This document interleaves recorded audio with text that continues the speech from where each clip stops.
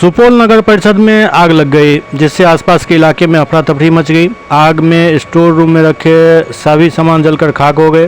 हालांकि आधा घंटा के भीतर अग्निशमन विभाग ने आग को बुझा दिया। इधर नगर परिषद के चेयरमैन राघवेंद्र झा राघव ने कहा कि कोई सरकारी कागजात की क्षति नहीं हुई है, लेकिन बड़ा हादसा टल गया।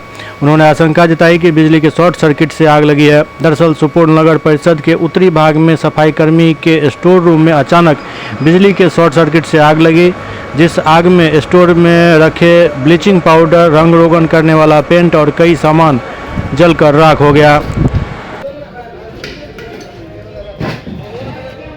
तो पूरा कारण अभी पता नहीं चल सका, लेकिन ऐसा लगता है कि शॉर्ट सर्किट से ही आग लगी है। और आग एक नीचे एक गोडाउन था जिसमें एंटी लार्वा ड्रग्स और ब्लीचिंग पाउडर, चूना, ये सब रहता है, उसमें उसी में आग लगा था। थोड़ा अभी पेंटिंग का काम चल रहा, पेंट भी उसी में, इसलिए हमको लगता है कि शॉर्ट सर्किट से ही लगा होगा। ऐसे कुछ कह नहीं सकते हैं अभी, कारण तो पूरा बेहद जांच लेते हैं उसके बाद। कितने की क्षति हुई होगी ये भी आकलन अभी नहीं कर सकते हैं, नहीं बता सकते हैं। क्षति तो हुई है, इतना केमिकल आया, कल का जो खेप था वो वाला, और दूसरे चूँकि पुचारा पड़ रहा है, चारों तरफ रंगाई पुताई का काम चल रहा है, और सामान को उठा के उसमें रख दिया गया। क्षति जो भी हो, कम से कम मुख्य रूप से कहीं कोई ऑफिस के किसी कागजात में कोई क्षति नहीं हुई है, इससे कुछ